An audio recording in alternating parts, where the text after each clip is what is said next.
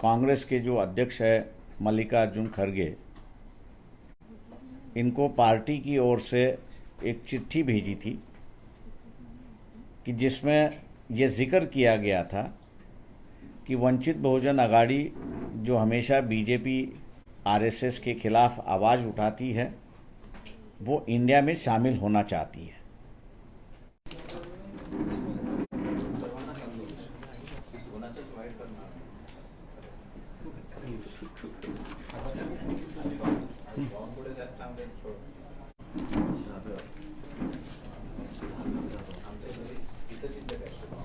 बरं, सुरुवात ओके।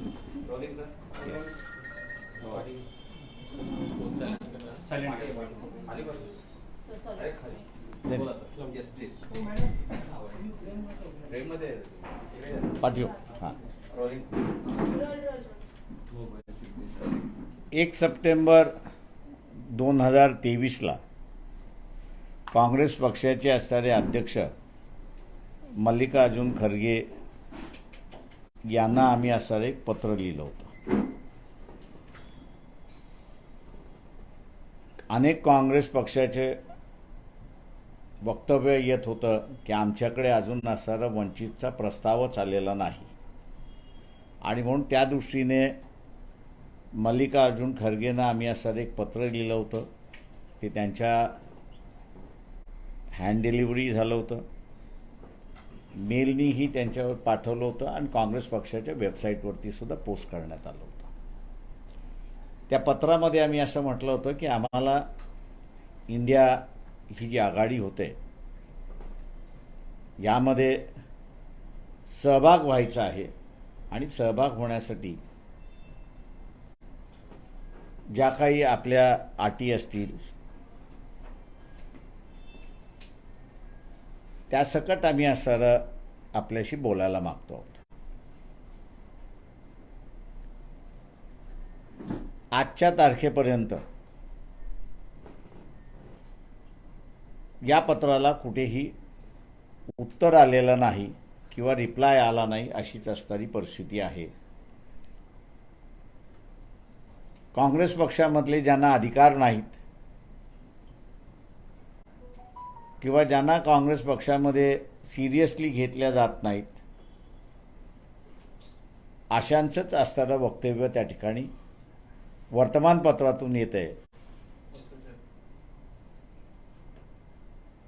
आणि वंचितने इंडियामध्ये किंवा MBAमध्ये सहभागी व्हावं असं त्या ठिकाणी म्हटलं जातं।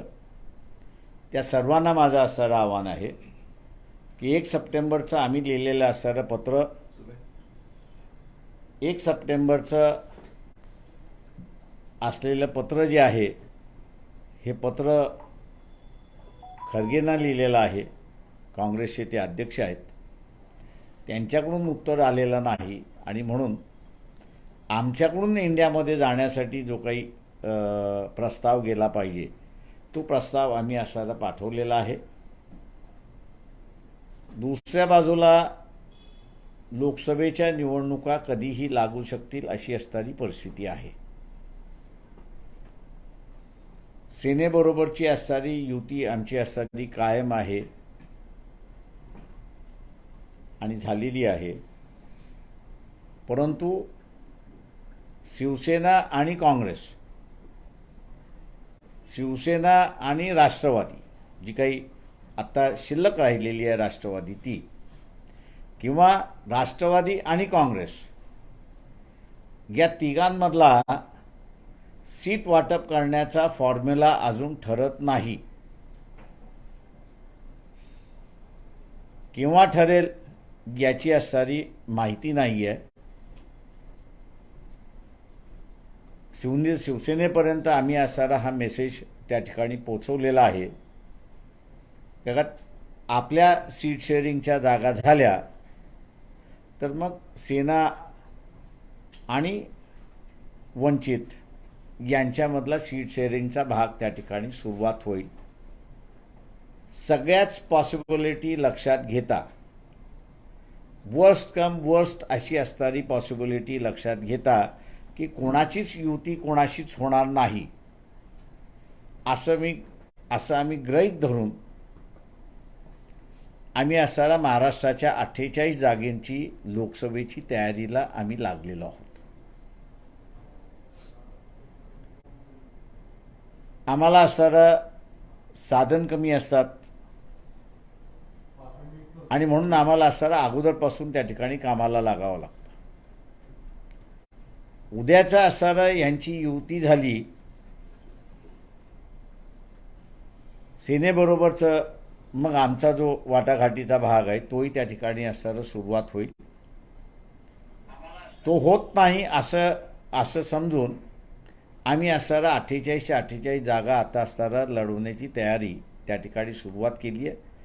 आणि मी असणारा आणि माझ्याबरोबरचे असणारे इतर सगळे सहकारी हे आता महाराष्ट्राच्या दौऱ्यावरती निघणार आहेत. पहिली असणारी सभा जी आहे ती आमची लातूरला आहे, लातूरनंतर सातारा आहे, साताऱ्यानंतर बीडला आहे, बीडनंतर नाशिकमधलं सटाण्यामध्ये आहे. अशा रीतीच्या असणाऱ्या या सभा आम्ही असणाऱ्या अरेंज केलेल्या आहेत.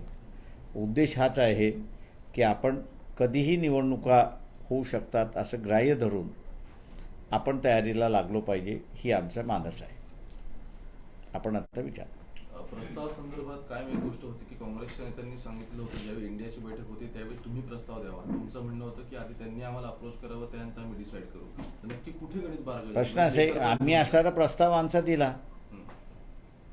काँग्रेसवाले म्हणत होते प्रस्ताव नव्हता, तो प्रस्ताव आम्ही असणारा दिला. म्हणजे इंडियामध्ये सहभागी होण्याचा असणारा प्रस्ताव हा असणारा काँग्रेसचे अध्यक्ष मल्लिकार्जुन खरगे यांच्याकडे असणारा देण्यात आला पक्षाच्या वतीने. तिकडनं काही तुम्हाला रिप्लाय फाईल झालाय? अजून काहीही उत्तर आलेलं नाही. बाळासाहेब ठाकरेंसोबत तुम्ही युतीची घोषणा केली आंबेडकर भवनला मुद्दा धरला, त्यानंतर फार काही अशी प्रगती त्यामध्ये दिसली नाही. तुम्हाला भरोसा आहे का उद्धव ठाकरेंवरती अजूनही? हा आमचा भरोसा आहे, आमच्या दोघांचा भरोसा आहे एकमेकांवरती. अडलंही कुठे? मी तुम्हाला मगाशी सांगितलं की उद्धव ठाकरे, शिवसेना आणि काँग्रेस यांच्यामधला समझोता अजून झालेला नाही. चर्चाही सुरुवात नाही आहेत. काँग्रेसवाले ती चर्चाही करत नाहीत अशी असणारी माझी माहिती आहे. दुसऱ्या बाजूला NCP आणि शिवसेना उद्धव ठाकरे यांच्यामध्ये ती चर्चा सुरुवात झाली पाहिजे होती, तीही चर्चा होत नाही आहे. ती चर्चासुद्धा मला असणारं कळतं आहे की NCPच्या बाजूने असणारं आडखाते केल्या जातात आहेत किंवा काँग्रेस NCP यांच्यातली चर्चाच होत नाही आहे असा असणारा भाग आहे. काँग्रेस बहिष्कार घालते NCPने बोलवलेल्या बैठकांमध्ये आणि तिघं मिळून ज्या बैठका त्यांचे जे असणारे एकत्र येऊन जी समझोत्याचा फॉर्म्युला झाला पाहिजे तो मला असणारा त्या ठिकाणी दिसत नाही आहे. आणि त्यामुळे त्यांच्या समझोता न झाल्यामुळे सेनेच्या वाट्याला येणाऱ्या सीट्स कुठल्या ह्याच डिसाईड नसल्यामुळे आमचं असणारं बोलणी थांबलेली आहे. सर 2024 मध्ये 2014ची पुनरावृत्ती होईल असं वाटतंय का, की महाविकास आघाडी महायुती हे प्रयोग यशस्वी होतील निवडणुका? मी आज आपल्याला असणारं सांगतो की आम्ही असणारं एक असं आहे की आघाडी कशी होईल ह्याच्यावरती अवलंबून राहील असं मी त्या ठिकाणी मानतोय. दोन पक्षांची आघाडी झाली तरी ती विजयाची आघाडी असं मी त्या ठिकाणी मानतो. तुम्ही काही दिवसापूर्वीच एक वक्तव्य केलं होतं की भारतीय जनता पार्टीला 270 वरून अधिक जर नाही मिळालं तर भारतीय जनता पार्टीला कुठेतरी केंद्रामध्ये स्थान नाही मिळणार. काँग्रेस किंवा इंडियाची युती झालेली त्यांना स्थान मिळणार. ते माझं स्टेटमेंट असं होतं की नरेंद्र मोदी यांना जर पंतप्रधान पुन्हा व्हायचं असेल तर त्यांना असणारा 272 खासदार हे निवडून आणावे लागतील. 272 खासदार त्यांनी जर निवडून आणले नाही तर नरेंद्र मोदी हे पंतप्रधान होणार नाहीत. सरकार कोणाचं असेल असं मला ज्यावेळेस विचारण्यात आलं त्यावेळेस मी त्यांना म्हणालो की सरकार आत्ता त्याच्यामधला सांगता येणार नाही. कारण का त्यावेळेस BJPकडून फेस व्हॅल्यू कोणाची आहे यावरती अवलंबून राहील आणि त्याचबरोबर इंडियामधून फेस व्हॅल्यू कोणाची येते ते सुद्धा अवलंबून राहील अशी असणारी परिस्थिती आहे. एकीकडे मोदींच्या सध्या- उदयामुळे सध्या काय भाजपमध्ये वाटतंय? जे चेहरे म्हणजे कालबाह्य झाले होते किंवा दुसऱ्या फळीकडे पडले होते, त्यांना 272 जागा निवडून आल्या नाही तर म्हणजे चांगले दिवस येतील असं वाटतंय. नितीन गडकरी यांच्यासारखे किंवा भारतात अनेक नेते आहेत तुमचे त्या परिचयाचे. ते अनेक जणांना माझं म्हणणं असं आहे की BJPचे जे नेते आहेत, RSSचे नेते आहेत, त्या बऱ्याच नेत्यांना आम्ही मोदींपेक्षा वेगळे आहोत याचं दाखवण्याची गरज होईल असं मी त्या ठिकाणी मानतोय. त्यांना असणारं एक्सक्लुझिव्ह पॉलिसी जी आता असणारं नरेंद्र मोदीची चाललेली आहे त्याच्यापेक्षा इन्क्लुझिव्ह पॉलिसी आमची काय काय आहे त्या संदर्भातलं मला वाटतं त्यांचं लिखाण असेल, बोलणं असेल किंवा त्यांच्या वागणुकीतून असेल असाच व्यक्ती माझ्या अंदाजानं फ्रॉम BJP RSSमधला एक्सेप्टेबल होईल. तेच निकष मी असणारा मानतोय की वर्चस्ववादी राजकारण इंडियामध्ये होणार नाही आणि रिजनल पार्टीजना जो कोणी कुशनिंग देऊ शकतो असा इकडनं एमर्ज होऊ शकतो अशी असणारी परिस्थिती आहे. तुम्ही असं म्हणता की वर्स्ट सिच्युएशन तुम्ही आता कन्सिडर करून चाललात. 48 जागांचा तुम्ही त्यासाठी उल्लेख केला. सो 48 जागांवरती तुम्ही आता ठाकरेंना सुद्धा ते सुद्धा तुमचं गणित असणार आहे की या 48 जागांवरती फक्त वंचित आणि आपली ताकद काय आपण हे आजमावून बघायचं आणि त्यानुसार तयारीला लागायचं. ते आम्ही असं तेच आता करतो आहोत का शेवटी असं आहे की जे काही पक्षांतर्गत बोलणी शिवसेने उद्धव ठाकरे आणि वंचित यांच्यामध्ये चाललेली आहे त्याच्यामध्ये उद्धव शिवसेना ही असणारी हेल बेंड आहे हा शब्द जर वापरला तर सगळ्यांनी एकत्र लढावं असं आहे. पण जे काही आमचं पॉलिटिकल ॲनालिसिस आहे त्या आमच्या पॉलिटिकल ॲनालिसिसमध्ये हे शक्य आहे असं आम्हाला दिसत नाही आणि त्याच्यामुळे लवकरात लवकर निर्णय होणं हे सुद्धा भाग आहे असं मी त्या ठिकाणी मानतोय. ज्या अर्थी एवढे दिवस होऊनही साधी विकास MPAमध्ये फॉर्म्युल्याची चर्चा होत नाही किंवा एकत्र बसण्याची तारीखसुद्धा जिथे असताना फायनल होत नाही तिथे दाल में कुछ काला आहे असंच फक्त म्हणावं लागेल.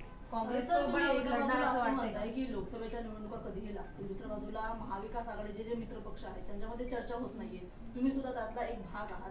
तर ह्या ज्या चर्चा होत नाहीये आणि निवडणुका कधीही लागतील असं तुम्ही म्हणताय तर ह्या सगळ्याचा फटका वंचितला बसणार आहे की याचा तुम्हाला फायदा? नाही, माझं म्हणणं असं आहे की आमचा जो मतदार आहे हा मतदार आमच्याकडचा फायनल आहे असं आम्ही त्या ठिकाणी मानतोय. तो काही हलत नाही अशी असणारी परिस्थिती आहे.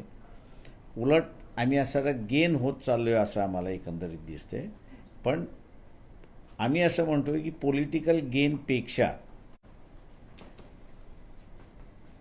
जे काही पुढच्या 5 वर्षाची प्लॅनिंग RSS BJPचं झालेलं आहे ते अत्यंत देशाला धोकादायक आहे असं आम्ही त्या ठिकाणी मानतोय. त्याचं मांडायला आम्ही असताना सुरुवात करणार आहोत. तेव्हा अशा ह्याच्यामध्ये मी जो प्रश्न काँग्रेसच्या वर्किंग कमिटीचे असणारे एक सदस्य नाव सांगत नाही ते मला भेटायला आले. मी तेव्हा त्यांना असताना विचारलं होतं की 2024च्या निवडणुका तुम्ही कसं बघताय. का 77च्या निवडणुकीमध्ये मी कॉलेजमध्ये होतो पण चर्चा ज्या चालल्या होत्या ते मी त्यावेळेस ऐकल्या होत्या आणि त्याच्यावरूनच मी असं हे केलं होतं की 77च्या निवडणुकीमध्ये एमर्जन्सी संपली पाहिजे हा एकमेव हेतू घेऊन सगळे बाहेर आले होते आणि सगळ्यांनी एकत्र येऊन म्हटलं लढलं होतं. तसंच म्हटलं होतं. आता म्हटलं होतं काँग्रेस पक्ष नेमकं 2024च्या निवडणुकींमध्ये कशा रीतीने बघतोय. त्या मला जे काही सांगण्यात आलं त्याच्यामध्ये आम्ही काँग्रेसचे अध्यक्ष मल्लिकार्जुन खरगे जे आहेत त्यांच्या माध्यमातून असणारं सगळ्यांना एकत्र करण्याचा असणारा भाग आहे आणि दुसऱ्या बाजूला राहुल गांधीच्या माध्यमातून पक्ष वाढवण्याचं असणारं कामकाज त्या ठिकाणी चाललेलं आहे. तर म्हटलं ह्या दोन तलवारी आहेत, या दोन तलवारी एका म्यानामध्ये कशा राहतील याचं म्हटलं होतं उलगडा आपण केला तर अधिक चांगलं आहे असं मी त्या ठिकाणी मानतो. नाही ते म्हटली ही आमची ठरलेली पॉलिसी आहे. तर म्हटलं ही ज्यावेळेस तुमची ठरलेली पॉलिसी आहे असं ज्यावेळेस तुम्ही म्हणताय त्यावेळेस म्हटलं मला असं कळतं आहे की म्यानामध्ये एकच तलवार राहू शकेल. एकतर तुम्हाला असणारं मोदी डिसलॉक करणं म्हणजे RSS BJP डिसलॉक करणं हा तरी तुमचा अजेंडा असला पाहिजे किंवा काँग्रेस वाढवणं हा तरी अजेंडा असला पाहिजे. या अजेंड्यामध्येच कॉन्फ्लिक्ट आहे आणि त्या कॉन्फ्लिक्टमधून इतरांना इनसिक्युरिटी म्हणजे जे तुमच्याबरोबर यायला मागतात आहेत त्यांना इनसिक्युअर तुम्ही करत नाही का याचा म्हटलं होतं कुठेतरी विचार झाला पाहिजे असं मी त्या ठिकाणी त्यांना म्हणालो आणि आमची बैठक त्या ठिकाणी संपली. त्याच्यामुळे असणारं क्लॅरिटी म्हणून असं जर आपण बघितलं की 2024च्या निवडणुकीमध्ये जी क्लॅरिटी पाहिजे ती क्लॅरिटी आपल्याला असणारं दिसत नाही आहे. म्हणजे मी आता स्ट्रॅटेजिस्ट म्हणून असणारा एक साधा आहे की महिला विधायक आलं, इलेक्शन तोंडावरती आहे म्हणून मी पार्टी म्हणून विरोधक म्हणून दिसलो नाही पाहिजे, पण माझा एखादा खासदार याला सांगून एक अमेंडमेंट करायला लावायची आणि ती टाकून त्यांनी शेवटपर्यंत लावून धरायचं की नाही याच्यावरती मतदान झालं पाहिजे. आता हे मतदान मागितली असती तर एक्सपोज कोण झालं असतं? एकतर द्या म्हणून ज्या खासदाराने टाकलं त्याच्या नावाने तो असणारा सगळा क्रेडिट गेला असता, मग त्याचा क्रेडिट ज्या पक्षाचा आहे त्या पक्षाला गेला असता. समजा BJPने उद्याचं असणारं विरोधी ठरवलं असतं की नाही आम्ही हे अमेंडमेंट मान्य करत नाही, आमचं बिल जशाच्या तसं गेलं पाहिजे, असं जर झालं असतं तर OBC हा पूर्णपणे BJPच्या विरोधात गेला असता आणि इंडियाला गेन गेला असता. मला जे दिसते त्याच्यामध्ये ते असणारं जे आहे की नॅरेटिव्ह मोदीच्या विरोधात आपण काय उभं केलं पाहिजे, RSS BJPच्या उभं काय केलं पाहिजे ते अजून इंडियाने ठरवलेलं नाही आणि म्हणून आलेल्या संधी त्यांच्या हातातून जातात आहेत असं मी त्या ठिकाणी पाहतोय. एका मला एक प्रश्न विचारायचा की आता वंचित बहुजन आघाडी जी आहे तुम्ही सांगितले की 48 जागा लढवणार आहे, तुमच्याबरोबर इतर मित्रपक्ष कोण आहेत का, ते कोणते आहेत? आणि दुसरा प्रश्न की स्वतः तुम्ही सांगताय की 48 जागा म्हणजे आम्ही अजून असं जसं म्हणालोय की 48 जागेंची आमची तयारी आम्ही सुरुवात केली. म्हणजे उद्याची पाळी आमच्यावरती आली की इलेक्शन लढा तर आम्हाला फॉक्सपॉज व्हायचं नाही, आम्हाला तयारी करून राहायचं आहे. पण मी जसं म्हटलं की आमचं पहिलं टार्गेट काय आहे या सगळ्या ह्याच्यामध्ये, आमचं पहिलं टार्गेट आहे तो डिसलॉक RSS BJP गव्हर्नमेंट, हे आमचं असणारं टार्गेट आहे. त्याच्यामुळे उद्याचं असं म्हणून म्हटलं की काँग्रेसने उद्या म्हटलं की प्रस्ताव आम्ही असणारा बसायला तयार आहोत, तर आम्ही ओपन आहोत, आम्ही आमचे दरवाजे बंद नाही केलेत. पण ओपन राहून आम्ही तयारी करायचं नाही असं नाही. तुम्ही 2018ला निवडणूक स्वतः लढवली होती, यावेळेस परत निवडणूक लढवणार आहात का? मी तर अगोदरच जाहीर केलं मी अकोल्यात लढवणारच. सोलापूर नाही आता यावेळेस? नाही, यावेळी अकोल्यातून लढणार मी. एक महत्वाचं तुम्ही म्हणता की काँग्रेसला तुम्ही या संदर्भात पत्र पाठवलं, पण आता ऑलरेडी इंडिया आघाडीचे जे मित्र आहेत उद्धव ठाकरे ते तुमचा मेसेज तिथपर्यंत कन्व्हे करत नाही तुम्हाला सगळं वाटतं का? कारण सोबत नाही, माझं म्हणणं असं आहे की त्यातले ही इज नॉट म्हणजे Uddhav Thackeray is not the decision maker त्याच्यामध्ये, is a part of it. त्याच्यामुळे असं तो डिसिजन जो आहे तो काँग्रेस पार्टीने आहे त्यांनाच घ्यायचा आहे की कोण कोण त्यांना असं अलाइज करायचे आहेत ते. आम्ही जसं म्हणालो की उद्धव ठाकरेंना आमचा असताना महाराष्ट्रपुरतं अलायन्स झालेलं आहे किंवा कालच्या असणाऱ्या आघाडीमध्ये सुद्धा असणारं छत्तीसगडमध्ये ज्या बैठक झाली 6 पक्षांची, त्या 6 पक्षाच्या बैठकीमध्ये असणारं तिवारी म्हणून जे उद्धव ठाकरेंचे प्रतिनिधी आहेत ते त्या बैठकीला तिथं असताना हजर होते आणि त्यांचा सगळ्यांचा निर्णय असा झाला की आपण 90च्या 90 जागा लढायच्या राज्याच्या छत्तीसगडच्या आणि मुख्यमंत्री जो आहे तो आदिवासी मुख्यमंत्री त्यांनी घोषित केला. एक महत्वाचा मुस्लिम आरक्षणासंदर्भातला एक महत्वाचा विषय, कारण आजकाल अजित पवार अल्पसंख्याक विभागाच्या बैठका घेत आहेत, या संदर्भात डिस्कशन सुद्धा होत आहे. एकीकडे भाजप मुस्लिम आरक्षणाच्या विरोधात ही काय भूमिका आहे आणि आता अजित पवार सोबत गेल्यानंतर या सगळ्या बैठका होत आहेत, कसं नक्की याचं उत्तर माझ्या अंदाजानं देवेंद्र फडणवीस यांनी द्यावं.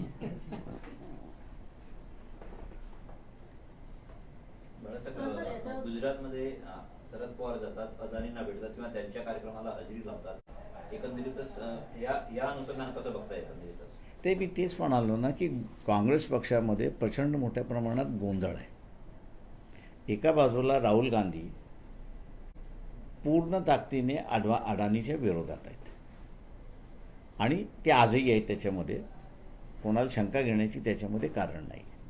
पण दुसऱ्या बाजूला आपण असं बघतो की NCPचे असणारे शरद पवार हे अडानीशी जाऊन भेटतात, बोलतात आणि सगळ्या गोष्टी आणि त्यांच्या बाजूने आहेत या सगळ्या ह्याच्यामध्ये. काँग्रेस पक्ष हे जे तारेवरची जी कसरत करते, या तारेच्या कसरतीवरती किती दिवस ते टिकणार आहेत आणि त्या काँग्रेस पक्षाच्या या भूमिकेमुळे चर्चेला वाव असा मिळतोय की काँग्रेस ठोस भूमिका ज्याला आपण म्हणतो, हार्ड भूमिका ज्याला आपण म्हणतो, ही काँग्रेस पक्ष घेऊ शकत नाही आणि ते रिफ्लेक्शन लीडरशिपवरती येते. हे दुर्दैवीची बाब आहे त्या ठिकाणी. त्याच्यामुळे आयदर तुम्ही अडानीच्या विरोधात आहात किंवा तुम्ही अडानीच्या फॉर आहात, याचा असताना खुलासा काँग्रेस पक्षाने विचारला पाहिजे NCPकडे आणि त्या दृष्टीने मग त्यांची असणारी राजकीय भूमिका असली पाहिजे. सर, एक प्रश्न असा आहे की मुख्यमंत्र्यांच्या मतदारसंघामध्ये आदित्य ठाकरेंनी एक गुप्त सर्वे केलाय असं एक बातमी पुढे आलेली आहे. जर असा सर्वे झाला असेल आणि आदित्य ठाकरे जर ठाण्यामधून उभे राहत असतील तर मला वाटतं जनता त्यांना कौल देईल. जनतेच्या कौलचा जो प्रश्न आहे हा जनतेकडे सोडलेला अधिक चांगला आहे. त्याच्यावरती कोणी भाष्य करू नये, कारण कोण कधी खरं ठरलेलं नाही आहे. म्हणजे आदित्य ठाकरेंना संधी आहे असं वाटतं तुम्हाला? मी काहीच बोलत नाही. सर, MI त्यांनी जिथे कुठे ते उभे राहतील तिथे प्रचाराला मी जाणार, एवढं सांगतो. कोणाच्या? MI म्हणजे आदित्य ठाकरेंच्या प्रचारात आम्ही युतीत असलो तर जावंच लागेल प्रचाराला. मग तुम्ही ठाण्यामध्ये जाऊन मुख्यमंत्र्यांच्या विरोधात जाऊन प्रचार करणार? सरळ आहे. बोला. असे अलायन्समधलं जे आहे तो अलायन्सचा धर्म हा तुम्हाला पाळता आला पाहिजे. आज कितीही मी म्हणत असलो की सामान्यातला सामान्य माणूस एकनाथ शिंदे रिक्षा चालवत आपला असणारा उदरनिर्वाह केला आणि आज त्यांनी असताना मुख्यमंत्र्याची गादी गाठली, याचं कौतुक आहे मला, नाही असं नाही. की त्यांनी एक उदाहरण इस्टॅब्लिश करून दिलं की इथला असणारा एक रिक्षा चालक सुद्धा मुख्यमंत्री होऊ शकतो. त्या इन्सिडेंट पुरतं असणारा एकनाथ शिंदे हे हिरो आहेत, याच्याबद्दल दुमत नाही. पण ॲज अ पॉलिटिकल क्लॅरिटी म्हणून तुम्ही ज्यांच्याबरोबर आहात त्यांच्याबरोबर तुम्ही 100% इमानदारीने राहिला तरच राजकारण चालतं, नाही तर अजिबात चालत नाही. हे जे आता काँग्रेस पक्षाचं नरोबा कुंजोबा किंवा शरद पवारांचा नरोबा कुंजोबा आपल्याला असणारं अडानीवरनं दिसते. लोकांच्या कॉमेंट्स तुम्ही ऐका सोशल मीडियावरती काही आहेत त्या. आंबेडकर साहेब, दोन मुद्दे की MIMच्या संदर्भात काय तुमचं असेल पुढे? ते आम्ही असताना मागे म्हणालो की इट्स चॅप्टर इज क्लोज्ड. दुसरा प्रश्न की या सगळ्या म्हणजे तुम्ही जे सांगताय की महाविकास आघाडीमध्ये लोकसभेच्या संदर्भात चर्चा होत नाही, याचा अर्थ काहीतरी डालमी कुछ काला आहे असं तुम्हाला वाटतं? मुळात या सगळ्या पार्श्वभूमीवर उद्धव ठाकरे यांना परत एकदा दगा बसेल का? जर अचानक असं काही पुढे घडणार की आता या विद्यमान पक्षात त्यातलेच काय गणित वेगळी करतील? कारण की अदानी समूह यांची भेट ही त्यावरनं खूप चर्चा आहे सुरू. ते असे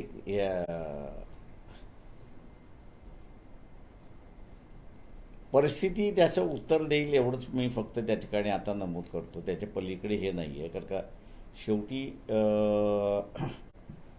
आधार असल्याशिवाय बोलू नये असं माझं स्वतःचं एक प्रिन्सिपल आहे. IQ माहिती किंवा माहिती असणाऱ्या याच्यावरती आपण बोलू नये. प्रत्येकाने मला वाटतं असणारं आपलं लॉजिक लावून आपली भूमिका ठरवली पाहिजे आणि त्याच संदर्भातलं मी असणारं उद्धव ठाकरे सेनेचे असणारे जे बोलायला येतात त्यांना मी असणारं कळवलेलं आहे की तुम्ही तुमचे निर्णय घ्यायला शिका, ड्रॅग ऑन होऊ नका. म्हणजे बिटवीन द लाईन हेच आहे म्हणजे ते मी तुम्हाला तेच म्हणाल की ड्रॅग ऑन होऊ नका एवढंच फक्त मी त्यांना म्हणालेलं आहे. सर एक फक्त बावनकुळे आज त्यांची एक ऑडिओ जी आहे ती व्हायरल होते आहे पत्रकारांसंदर्भात चहा घ्यायला घेऊन जा म्हणा पत्रकारांना चहा प्यायला धाब्यावर घेऊन जे जा पत्रकार 2024 पर्यंत पत्रकारांना चहा प्यायला घेऊन जा, धाब्यावर घेऊन जा, पक्ष तर विरोधात एक असं आहे की म्हणजे ही मला वाटतं नवीन आहे असं मी त्या ठिकाणी मानत नाही. ही क्लिप एकदा अशीच क्लिप RSS कडून सुद्धा अयोध्येच्या वेळेस निघाली होती. त्याच्यामुळे ही त्यांची एक पॉलिसी असं म्हणून त्या ठिकाणी मानतो की खरेदी विक्री करा, यू कॅन बाय पीपल. त्याच्यामुळे माणसांना आम्ही विकत घेऊ शकतो, हे जे मगाशी मी जे म्हणालो त्याच्यामध्ये तो असणारा एक भाग आहे त्याच्यामध्ये की हे माणसं विकत घेण्याची भाषा बोलतात, हे माणसं जिंकण्याची भाषा बोलत नाहीत. हिंदी से हिंदी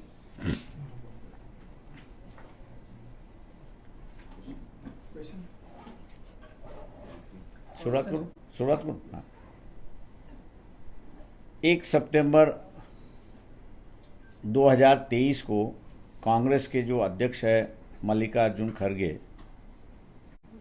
इनको पार्टी की ओर से एक चिट्ठी भेजी थी कि जिसमें ये जिक्र किया गया था कि वंचित बहुजन अघाड़ी जो हमेशा बीजेपी RSS के खिलाफ आवाज़ उठाती है वो इंडिया में शामिल होना चाहती है. ये लेटर लिखने की वजह ये थी कि कई कांग्रेस वालों का ये बयान आ रहा था कि वंचित से कोई प्रस्ताव नहीं आया है और इसलिए ये प्रस्ताव के रूप में हम लोग ने उनको भेजा, लेकिन आज तक इसका कोई जवाब नहीं आया. ऐसी एक परिस्थिति है. हम लोग नहीं जानते कि इंडिया के अंदर जितनी भी सेक्युलर पार्टियां हैं देश भर में RSS बीजेपी के खिलाफ आवाज़ उठाती है, उनको शामिल न करने का निर्णय हो गया है क्या, इसके बारे में हम लोग को जानकारी नहीं है. वंचित बहुजन अघाड़ी का अब का फैसला ये है कि हम लोग आखिरी दिन तक राह देखेंगे कि कांग्रेस का न्योता आए और समझौता करे, लेकिन उसके साथ साथ हम लोग बेखबर भी नहीं रहना चाहते, क्योंकि इलेक्शन कभी भी आ सकता है, ऐसी एक परिस्थिति है. और महाराष्ट्र के जो 48 MPs की जो सीटें हैं, लोकसभा की जो सीटें हैं, उस पे हम लोग ने ऑर्गेनाइज करना, उम्मीदवार फाइनलाइज करना, इसकी भी हम लोग ने शुरुआत की है. जो हम लोग का एनालिसिस ये बता रहा है कि पिछले साल 1.5 साल में महाराष्ट्र विकास आघाड़ी के जो 3 खंबे हैं, कांग्रेस, NCP और उद्धव ठाकरे शिवसेना, इनकी कई मीटिंगें हो नहीं रही हैं, ना लोकसभा की ये जो 48 सीटें हैं इनका बंटवारा कैसा हो इस पर चर्चा हो रही है. एक किसी ने चर्चा बैठक बुलाई तो दूसरा आता नहीं, ऐसी एक परिस्थिति है. इसलिए अनबन की एक परिस्थिति महाराष्ट्र विकास आघाड़ी में दिखाई देती है. उस बैकग्राउंड को देखते हुए और उद्धव ठाकरे जी का जो एक प्रयत्न चल रहा है कि बीजेपी के खिलाफ सभी ने इकट्ठा आने की कोशिश करना और एक ही सभी मिलकर लड़ना, ये जो उनकी कोशिश है, कहीं मेरे ख्याल से हाथ से मौका ना जाने दे, इसलिए हम लोग जो है वो 48 के 48 सीटों पर कॉन्टेस्ट कर रहे हैं और तैयारी भी कर रहे हैं. और अगर वर्स्ट कम वर्स्ट मैंने जैसे कहा कि समझौता अगर नहीं होता है तो 48 के 48 सीटें हम लोग लड़ेंगे, ऐसी परिस्थिति है. सर, काही मराठीत प्रश्न राहिले होते त्यांच्यावर.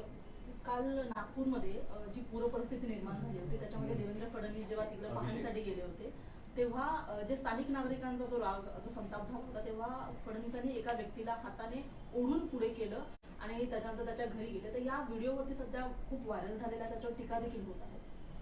ते असं आहे की माझं म्हणणं असं आहे की सत्तेमधले जे कोणी बसलेले आहेत त्यांनी आपली असणारी शांतता भंग करू नये आणि आपलं वागणंही हे अशा पद्धतीने होऊ नये की ज्याच्यामधनं अर्थ काढला जातो. म्हणजे लोकांचं नुकसान झालं ही वस्तुस्थिती आहे, तेव्हा त्यांना असणारं समजावून घेणं हे मला वाटतं त्यावेळेचं आहे. हे देवेंद्र फडणवीसचं आहे, तसं इतर मंत्र्यांचं सुद्धा मी बघितलेलं आहे या अगोदरच्या ह्याच्यामध्ये. त्याच्यामुळे शांतता ठेवणं, लोकांचं ऐकणं नैसर्गिक आपत्ती आहे, तेव्हा लोकांचा राग राहणार, तो शांततेने ऐकला पाहिजे एवढंच फक्त मी सांगेन त्याच्यात. गेल्या अनेक काळापासून साखर कारखान्यांवर कारवाया होताना बघायला मिळते. राष्ट्रवादी म्हणजे राष्ट्रवादी ज्यावेळी सत्तेत नव्हती त्यावेळी भाजपाकडनं राष्ट्रवादीच्या, आता राष्ट्रवादी सत्तेत आल्यानंतर काही भाजपाच्या नेत्यावर अजित पवारांकडनं यात पंकजा मुंडे यांच्या साखर कारखान्यावरती कारवाई करण्यात आलेली नाही. काय सरकारला विचारलेल्या प्रश्नाचं उत्तर मिळेल. विशेष करून पंकजा मुंडे यांचा जो शक्ती दौरा, शिवशक्ती त्यांनी यात्रा काढली होती त्याच्यानंतर ही कारवाई झाल्याचं कळतं. म्हणजे बऱ्याच दिवसापासून एक चर्चा आहे की पंकजा मुंडे नाराज आहेत, मध्यंतरी त्या सुट्टीवर गेल्या होत्या आणि आता जेव्हा ते यात्रा काढत आहेत तेव्हा कुठेतरी भाजपमधून त्या नाराज आहेत आणि अशा पद्धतीने म्हणून त्यांनी यात्रा काढली आणि आता त्यांच्यावरती कारवाई होते असा एक सूर आहे. ते मला वाटतं मी जर ती राजकीय परिस्थिती व्यवस्थित जर समजू शकलो असेल, त्यांची नाराजी होती ही बरोबर आहे, मी नाही म्हणत नाही, परंतु अजित पवारांनी तेल घालण्याचं कामकाज निश्चितपणे केलं एवढं मी आपल्याला सांगू शकतो. का त्यांनी बीडच्या सभेमध्ये बीडचा खासदार हा मराठा असेल असं त्यांनी जाहीर केलं. म्हणजे स्टेट अवे तिथे असणारा BJPला त्यांनी थ्रेट दिला की मुंडे कुटुंबातलं जे खासदार सध्या आहे ते न ठेवता तुम्हाला असणारा मी सांगेन तो खासदार द्यायचा आहे. त्यामुळे अजित पवारांचं कौतुक करतो की एवढी सगळी परिस्थिती विरोधात असताना सुद्धा ते BJPला आज डिक्टेट करतात आहेत, याच्याबद्दल कौतुक आहे. अजित पवारांनी सांगितलं की आता तुम्हाला पाहिजे तेवढा निधी घेऊन घ्या, मी आता अर्थमंत्री आहे, अर्थ खातं माझ्याकडे आहे, मात्र याच्या पुढे मी अर्थमंत्री असेल नसेल, सरकार टिकेल ना टिकेल सांगता येत नाही. म्हणजे कुठतरी आता आजपासून जे सुनावण्या सुरू होणार आहे काहीतरी अजून एक खेळ बाकी आहे त्या ह्याच्यामधला. त्याच्यामुळे असं तुम्ही असं धरून चला की हे फुल टर्म आपलं काढेल. नेमकं खेळ काय बाकी? तुम्ही आधीच दोन म्हटलेले पूर्ण झालेत. त्यामुळे मी असं सांगू शकतो की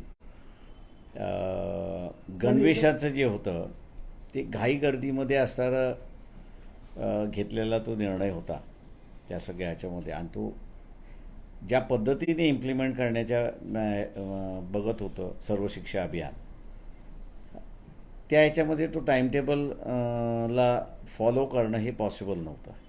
त्याच्यामुळे असणारा सरकारने गणवेश पुरवण्याच्या ऐवजी पुन्हा जुनी पद्धत शासनाने म्हणजे तिथल्या ज्या समिती आहेत त्यांनीच असणारं ते पुरवावं अशी असणारी परिस्थिती आहे. पण हा निर्णय माझ्या अंदाजानं शासनाने गणवेश पुरवावा हा जर झाला असता आणि तो कंटिन्यू राहिला असता तर फार चांगला आहे मी असं म्हणालो असतो. क्वालिटी एकतर मेंटेन करता आली असती. आणि दुसरं आता प्रत्येक तालुक्यामध्ये म्हणण्यापेक्षा प्रत्येक शाळा ज्या आहेत जिल्हा परिषदेच्या असेल नगरपालिकेच्या असेल तिथे एक सिलेक्शन कमिटी आहे, ती सिलेक्शन कमिटी सगळं ते पाहते.